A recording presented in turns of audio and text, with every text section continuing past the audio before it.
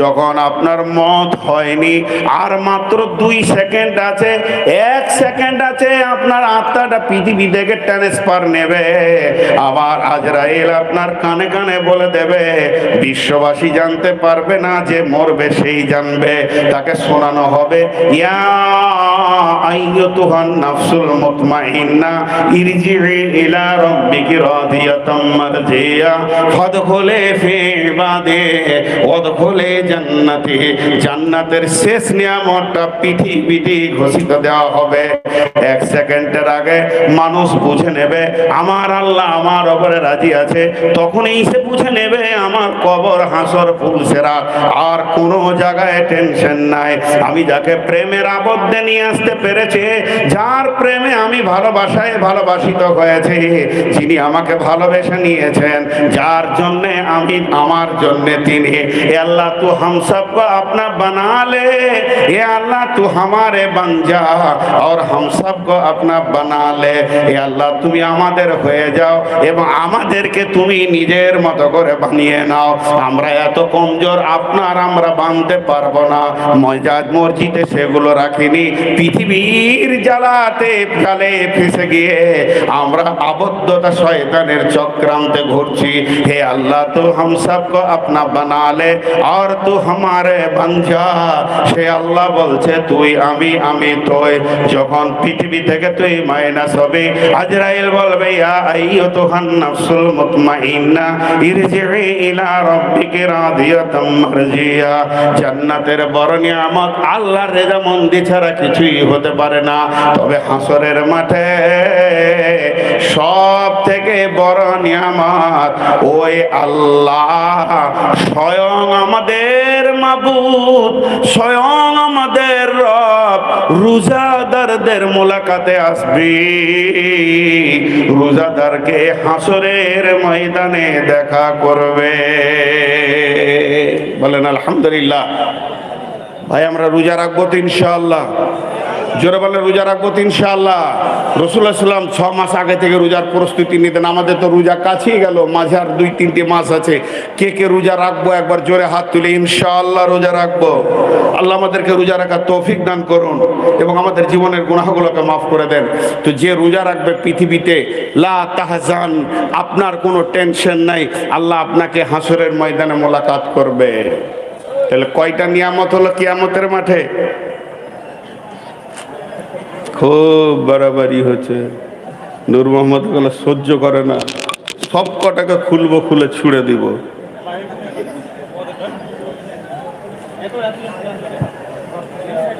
দেখো খালি আমাকে বিরক্ত।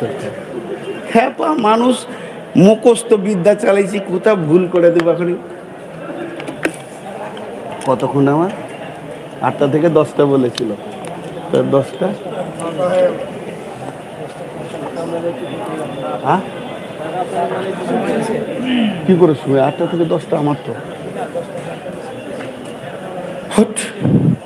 2টো ট্যাবলেট আপনার সামনেই খেলাম, দম রাখা যেছে না। তাহলে কয়টা হলো? 3টে হলো। ওই জন্য আমি আজকের বক্তব্য রাখছি, বিষয়টা হচ্ছে লা তাহজান, হতাশা হবেন না। কিয়ামতের মাঠে কোনো চিন্তা নেই, আমার রব আমার সঙ্গে থাকবে। পৃথিবীতে খালি একটা চিন্তা করেলেন যে রবকে সাথে রাখবো, আর রবকে সাথে রাখতে গেলে, আচ্ছা একটা কথা বলি, যে এয়ারপোর্টে যারা গিয়েছেন, এখন অনেক রেলওয়ে স্টেশন আছে, দেখবেন একটা গেট আছে, গেট, ওই গেটে কম্পিউটার দিয়ে গোটা গেটটাকে সাজানো আছে, বুঝছেন? আর কম্পিউটারে লোড করা আছে কোন কোন মাল এদিকে পার করা যাবে না। এবার ওই মাল যদি আপনার বডিতে থাকে, তখন ওই গেটটা tick tick tick tick tick tick করবে, বলবে নিয়ে গেছে মাল আর কি। আপনাকে পুলিশ ধরে চেক করে মালটা বের করবে। আর যদি আপনার কাছে সেই মাল না থাকে, তো বলবে টিক, লম্বা করে টেনে দেবে একবার, তো তখন পুলিশ বুঝবে এর কাছে কিছু নাই, পার হয়ে যা। তো ওইগুলো লোড করা আছে। তো এখন বুঝানোর জন্য একটা কথা বলছি, যে এইখানে একটা গেট করা হবে, যে গেটটাতে লোড করা থাকবে যে রসুলের সুন্নত পরিপূর্ণ যে মানে সে পার হয়ে যাবে, আর যে মানে না সে আটকে যাবে। কটা পার হব আমরা? তো এখানেই যদি না পার হতে পারি, তাহলে ওখানে কি হবে? আল্লাহর ভালোবাসা লিব। জি, আমাদের মুখের দাবি ঠিক আছে, কিন্তু কাজ খারাপ। বুঝেছেন? একজনে যাবে দোমোহনাতে, গিয়ে বসে আছে, ডালখোলায় বসে আছে স্টেশনে। তোকে জিজ্ঞেস করছি কোথায় যাবেন, বলছে শিলিগুড়ি যাবো। কিন্তু বসে আছে শিলিগুড়ি যাবে ও ট্রেনে চেপে, আর ট্রেনটা এসেছে মালদা যাওয়ার, তো ও বসে গেছে মালদার ট্রেনে। তোকে বলছি যে নাম মালদা যাবে, যে বলছে না আমি মুখে তো বলছি শিলিগুড়ি শিলিগুড়ি শিলিগুড়ি। কোথায় যাবে ও? জোরে বলেন যাবে কোথাও? পুরো বডিটা আছে মালদার ট্রেনে আর মুখে বলছে শিলিগুড়ি। পৌঁছাইতে পারবে? তো আপনার আমার জিন্দেগি আছে বেইমানি জায়গায়, আর মুখের দাবি আল্লাহর কাছে থাকবো, রসুলের কাছে থাকবো, হবে না। মাল ওই দিকেই টানবে, মাল ওই দিকেই টানবে। মুখের দাবিতে হবে না, হতে হবে কাজের ময়দানে। এরপরে চলেন 4 নাম্বার, 3টে বলা হয়ে গেল। 1 নম্বর হলো নূর দেওয়া হবে, 2 নম্বর হলো সেই দিন আপনার হাজে কাউসারের পানি পান করানো হবে, 3 নম্বর হলো আল্লাহর দিদার হবে শুধুমাত্র একটা আমলার জন্যে, রোজাদারের জন্য। 4 নম্বরটা হলো আজকে আমার মেন বিষয়। আল্লাহ তাবারাক ওয়া তাআলা রাসূল বলছেন, হযরত আবু হুরায়রা বর্ণনা করছেন, ওয়া নবী হুরায়রা রাদিয়াল্লাহু তাআলা আনহু قال قال رسول الله صلى الله عليه وسلم سبعة يظلهم الله في ظله يوم لا ظل إلا ظله। এমন একটা দিন আসবে কঠিন কিয়ামতের দিনে, একটা তিনও দানা থাকবে না, ঘাস থাকবে না, পাহাড় পর্বত থাকবে না, যে সেখানে কোনো ছায়া হবে এমন কোনো প্যান্ডেল থাকবে না, থাকবে না সেখানে বাড়ি ঘর, সামান্য একটা গামছা থাকবে না যে মাথাতে এইভাবে একটু রোদের সময় নিয়ে নিব। কারণ সেটা এমন একটা জিনিস, সেই দিন খালি তাঁতা তাঁতা করবে, জমিনটা তামার মতো জ্বলতে থাকবে। আল্লাহর কুদরতের সূর্য সেদিন তাপ ছাড়বে, তারপরও আলো থাকবে না। আমার রব এমনটাই কিয়ামতকে বানাবেন, সেদিন বিশ্ব নবী বলছেন একটা ছায়া থাকবে, এটাকে লোক বলে আরশের ছায়া। এর কোনো দলিল নাই যে এটা আরশের ছায়া। কেউ বলে এটা আর কিছু ছায়া, কেউ বলে সিংহাসনের ছায়া, কেউ বলে আল্লাহর ছায়া। আস্তাগফিরুল্লাহ, এগুলো কোনো দলিল নয়। আমার রব এটা সেদিন নতুন করে একটা ছায়া বানাবেন, তার মহব্বতের ব্যক্তিগুলোকে সেখানে আনার জন্যে সেই ছায়াটা আমার রব বানাবেন। এটাকে বোঝানোর জন্যে কোন মুফাসসির বলেছেন রহমতের ছায়া। কারণ আল্লাহর দয়া রহমত যদি না হতো তাহলে ছায়াটা হতো না। ওই ছায়াতে থাকবে কে? ওই ছায়াতে কোনো গরু ছাগল থাকবে না। লা তাহজান, চিন্তা করিয়েন না। ওই ছায়াতে আল্লাহ আপনাকে দেবেন, আমাকে দেবেন, বিশ্ববাসীকে দেবেন, মুমিনকে দেবেন, মুমিনাকে দেবেন। বন্ধুরা আমার, যে আল্লাহর ভয়ে গভীর রাত্রিতে শীতের সময় লেপটাকে ছেড়ে দিয়ে হু হু করে কাঁপতে কাঁপতে শীতের পানিতে উজু করে নামাজের কাতারে দাঁড়াচ্ছে, আল্লাহ তাই রকম গোলামের জন্য এই ছায়াকে বানিয়েছেন। সেটাকে বলা হয়েছে আল্লাহর রহমতের ছায়া। সাবাতুন ইযিল্লুহুমুল্লাহ।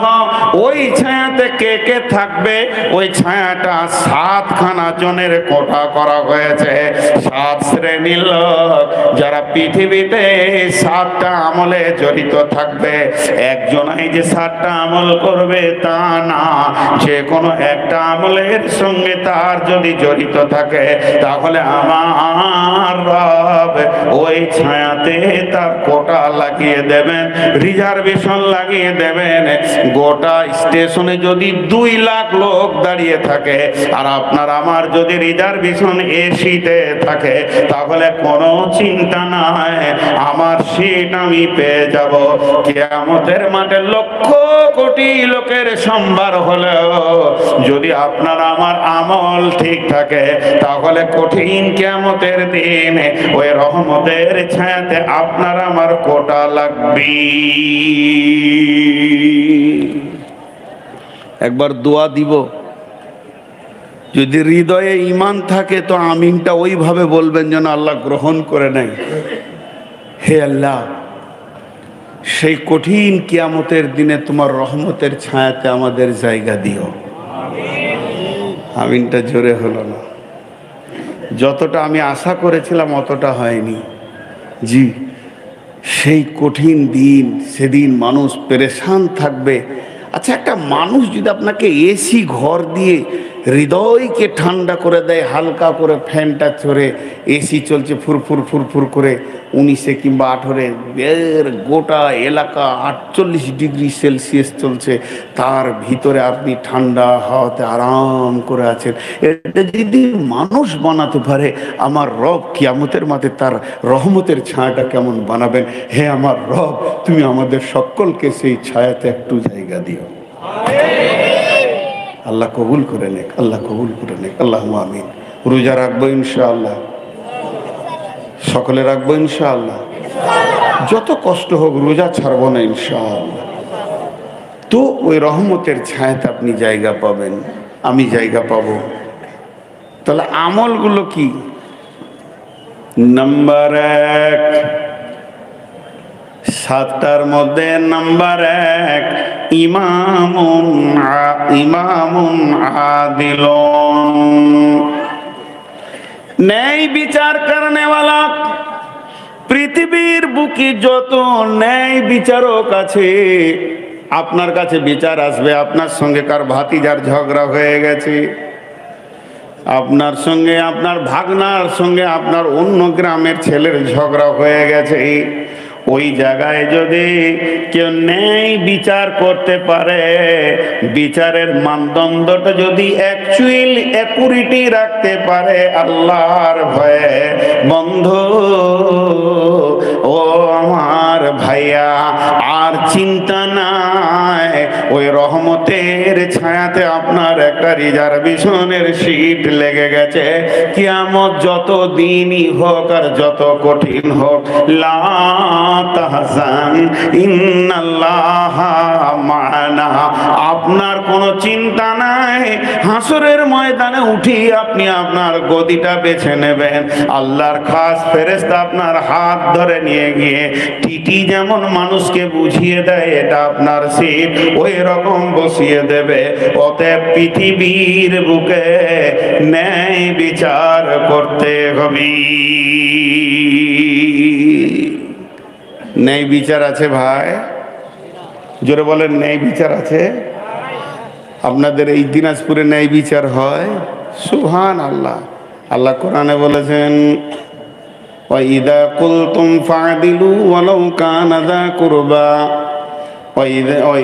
ওয়াইদা কুলতুম ফা'দিলু ওয়ালাউ কানা যা কুরবা, যদিও তোমার নিকট আত্মীয় হয়, যদি তোমার পার্টির লোক হয়, প্রতিবেশী হয়, গ্রামবাসীও হয়, যখন তুমি আদালতে বিচারে বসবে তখন অন্যায় কথা বলবে না, ভেবে চিনতে একদম ইনসাফের কথা বলবে, নচেত কঠিন কিয়ামতের দিনে তুমি আযাবে গ্রেফতার হয়ে যাবে। পৃথিবীর বুকে যতগুলি বিচার হচ্ছে, এই বিচারটাই নিষ্পত্তি নয়, এর জেরক্স কপি আর একদিন কিয়ামতের মাঠে হবে। আল্লাহ তাবারক ওয়া তাআলা এলান করবে, হাসরবাসীরে ওয়াকুদিয়া বাইনাহুম বিল হাক্কি ওয়া হুম লা ইউযলামুন, হাসরবাসীরে আজকে ন্যায় বিচার আমি তিলে তিলে বুঝিয়ে দিব, কারো উপরে জুলুম হবে না। আলটা দাবিয়ে নিয়েছিল, বলে হ্যাঁ, ঘরটা বানাতে দেয়নি, হ্যাঁ, তোর উপরে জুলুম চলেছে, আর তোর মেয়ের উপরে অত্যাচার করেছে, সামাজিক ভাবে তোকে অপমান করেছে, টাকা নিয়ে দেয়নি। দুনিয়াতে ন্যায় বিচার পাশে মা বাপের সম্পত্তিতে তোকে আপনার কি না কি করা হয়েছে, বহিষ্কার করা হয়েছে, তোকে মাহরুম করা হয়ে গেছে। হাসরবাসী তুই 2 লাখ টাকা পেতিস, তোকে সম্পূর্ণ বুঝিয়ে দেয়নি। আয়, আমি রব আজকে কাজী হয়ে বসেছি, ওয়াকুদিয়া বাইনাহুম বিল হাক্কি, আমি 2 জনের মাঝে হক বিচার করব, ওয়া হুম লা ইউযলামুন, এখানে কোনো জুলুম অত্যাচার হবে না। অতএব বন্ধুরে, আপনি মনে করছেন যে আজকেই বিচারটা করে থাবড়ে থুবড়ে মেরে নিলাম। কত মোড়ল আছে বিচার করেছে, বিধবা মেয়ে সে টাকা পেয়েছে বিচারে 20,000, তার থেকে 5,000 দিয়ে 15,000 বিচারকরা মেরে দেয়। আপনাদের এই এলাকায় আছে, আমাদের এলাকায় এখনো এত বড় বেঈমানি আসেনি। তোর বাপের গোলাম আছি, সারা রাত বসে বিচার করব, আমরা কিছু পাবো না। আয়, আমার রব বলছে একদিন তার চোখের পানি বলবে, আল্লাহ আমাকে অ্যাক্সিডেন্ট করে মেরে ফেলে দিয়েছিল, পা দুটি ভেঙে দিয়েছে, আমাকে বিচারক বলেছিল 70,000 লাগবে, বাদী দিয়েছে 70,000, কিন্তু বিচারকরা আমাকে 50 দিয়ে 20 মেরে দিয়েছে, এটারও বিচার হবে। এর জন্য আমার রব বলছেন, ওয়াইদা কুলতুম ফাদিলু, যখন তুমি বিচারে বসবে তো ন্যায় বিচার করো। ইহুদিদের একটা মেয়ে চুরি করে ধরা পড়ে গেল, মেয়েটার নাম ফাতেমা, সম্ভ্রান্ত ঘরের মেয়ে। রসুলের কাছে এসে বলা হলো, ইয়া রাসূলুল্লাহ, এখন তো আপনি আরবের প্রধানমন্ত্রী, আপনার হাতে চলে এসেছে গোটা সৌদি, আপনি বিজয়ী করেছেন, বিচার তো আপনি করবেন। আমরা তো এখনো কোরআন মেনে নিইনি, আপনাকে নবী বলে মেনে নিইনি, আমরা এখনো ইহুদি আছি, তবে কি আমাদের বিচারটা তওরাত থেকে করা যায় না? বিশ্ব নবী বললেন, ঠিক আছে, আমি তওরাত থেকে বিচার করে দিব, তোমরা তোমাদের মুসলিমকে নিয়ে এসো এবং তোমাদের তওরাতের পণ্ডিত নিয়ে এসো। যখন তওরাতের পণ্ডিতকে আনা হলো, তারা শিখিয়ে এনেছে বাড়ি থেকে, যখনই হাত কাটার কথাটা আসবে ওই জায়গাটা টোপকে তুমি পরে দিও, যাতে করে আমাদের বেটির হাতটা না কাটা যায়। আমরা সম্ভ্রান্ত ঘরের মেয়ে, যদি হাত কাটা যায় মান সম্মান থাকবে না। কিন্তু ওইভাবে তওরাত যখন পড়ছে, তাদের পণ্ডিত হাত কাটা শব্দটাকে বার করে দিয়ে পড়ে নিচ্ছে। এই অবস্থায় আমার একজন সাহাবীকে তওরাতের পণ্ডিত করেছিলেন, সে বলছে, রুখে যাও, তুমি এখানটা কেন বাদ দিছ, হাত কাটার ব্যাপার আছে। বিশ্বনবী বলেছিলেন ওই অবস্থায়, লাউ কানা বিনতি ফাতেমাতা, আজকে আমার মেয়ে যদি ফাতেমা হতো তাহলে কি করতাম শুনে লাও, আমি নবী মুহাম্মদ তার নিজের হাতটাকে হাত দিয়ে কেটে দিতাম। অতএব ন্যায় বিচার পৃথিবীতে করতে হবে। ন্যায় বিচার আছে। একটা ঘটনা শোনাই আপনাদেরকে।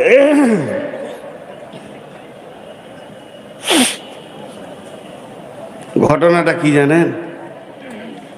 এক লোক বাড়ি বানাচ্ছে, বাড়ি তো ট্রাক্টরে করে মাটি নিয়ে এসছে, ওর বাড়ির দরজাতে মাটিটা এমনি করে হাজারা দিয়েছে, ট্রাক্টর চলে গেছে। একটা বাচ্চা ছেলে সাইকেলে ফিরফির করে দিয়ে গিয়েছিল, একটা মোটর সাইকেল আসছে, আর ওই মাটিটার কাছে ছেলেটা মোটর সাইকেল থেকে চুমকে গিয়ে মাটির ওপরে উঠতে গিয়ে ধপ করে পড়বি তো পর মোটর সাইকেলই পড়েছে। ছেলেটার খানিকটা পা ভেঙেছে, ওকে খবরই নাই যে কি ঘটলো। ছেলেটার খানিক পা ভেঙেছে, আর কি হয়েছে, সাইকেলটা ভেঙে গিয়েছে। দিয়ে পার্টি বিচার বসেছে। বিচারটা শুনলে আপনি খুশি হবেন, কি নেই বিচার। যে ছেলেটা সাইকেল চালিয়ে পা ভেঙেছে, সাইকেল ভেঙেছে, ওটাও তৃণমূলের, আর যে মোটর সাইকেল চালিয়েছে সেও তৃণমূলের, একই পার্টির, কিন্তু যার ঘর হচ্ছে মাটি রেখে গেছে ও সিপিএমের। তো বিচার বসেছে পার্টি অফিসে, বলছে আসলে মাটিটা না রাখলে তো ঘটনাটা হতো না। তো ওকেই ধরে নিয়েছে, 10,000 জরিমানা করে দিয়েছে, শুধু সিপিএম হওয়ার কারণে। এরা দুজন অ্যাক্সিডেন্ট করেছে, ও জানতোই না, ও আবার মসজিদের ইমাম, মসজিদে থাকতো, ফোন করে ডাকছে, মৌলভী সাহেব বাড়ি এসো, তুমি রাস্তায় মাটি রেখেছো, এই জন্য একটা অ্যাক্সিডেন্ট হয়েছে, 10,000 টাকা লাগবে। দেখেন কি ন্যায় বিচার পৃথিবীতে চলছে। হ্যাঁ, এটা হলো জিভ, দাঁত, এখানে কিছু ফিলোসফি বলবো, দুটা চোখ, দুটা নাক, দুটা কান, এটা হলো মগজ। দেখেন যে কথা বলে সে কোথা আছে, নরম, তো শেখ সাদি বলছে তোমার জিভটা হাত দিয়ে দেখো তো, নরম, হ্যাঁ খুব নরম, অতটা নরম বডির অন্য কোনো জায়গা লয়। আহা হা হা, আহা হা, এই রোডটা যে কখন বন্ধ হবে। তো এই মাংসটা অত নরম নয়। কয়েকটা কথা পরপর বলছি, ধৈর্য ধরে শুনেন। একজন দার্শনিক বলছে এত নরম জিভে গরম কথা বের হয় কি করে, একটা হয়ে গেল। 2 নম্বর বলছে এটা তুমি কি বানাতে চাও, ডাস্টবিন না ফুলদানি? ফুলদানি যদি বানাও সত্য কথা বলো, তেলাওয়াত করো, আর ডাস্টবিন যদি বানাও তো খিস্তি করো, মিথ্যা কথা বলো, মিথ্যা সাক্ষী দাও, হয়ে যাবে ডাস্টবিন। 2টা হলো। 3 নম্বর বলছে তোমার জীব যতই নরম হোক, 32টা মিলিটারির মাঝে আছে, ও 32টা সেনার মাঝে আছে, আর 4টা সিআইডি আছে ওর চারদিকে, আর 2টো সিবিআই তার সামনে রয়েছে। এতগুলোর মাঝে তাকে রাখা হয়েছে জীবকে, আর মাথাটা হলো এটা সুপ্রিম কোর্ট, তোমার গোটা বডির বিচার চালাচ্ছে সে রয়েছে ওপরে। এতগুলির ভিতরে তুমি মিথ্যা কথাটা বার করছো কি করে? তোমার বিবেক একবার তোমাকে কিল মারে না যে এই বেঈমান ওটা বলিস না, এটা তুই ভুল বললি? তোর বিবেকই তোকে মারবে, আর তোর চোখ বলবে আমি তো ওরকম দেখিনি, তো বললে কেন? চোখ সন্দেহ করবে, তোকেই সন্দেহ করবে যে আমি দেখলাম ও ওকে মেরেছে, আসলে দেখেইনি, মারেওনি, মিথ্যা বলবে। কান তখন বলবে এ কথা তো শুনিনি কোনোদিন, কোন জালেমের কাল্লায় পড়েছি। তখন নাক বলবে আমি তো নিঃশ্বাস নিয়ে ওকে বাঁচিয়ে রেখেছি, এ বেঈমানকে রে। সবাই আফসোস করবে। তাহলে তোমার চরিত্র কোথায়? একটা ছোট্ট উদাহরণ দিব, আপনাদের ভুল কি মরে। একটা টোটোর সঙ্গে একটা বড় এলপি গাড়িতে লেগে গেছে।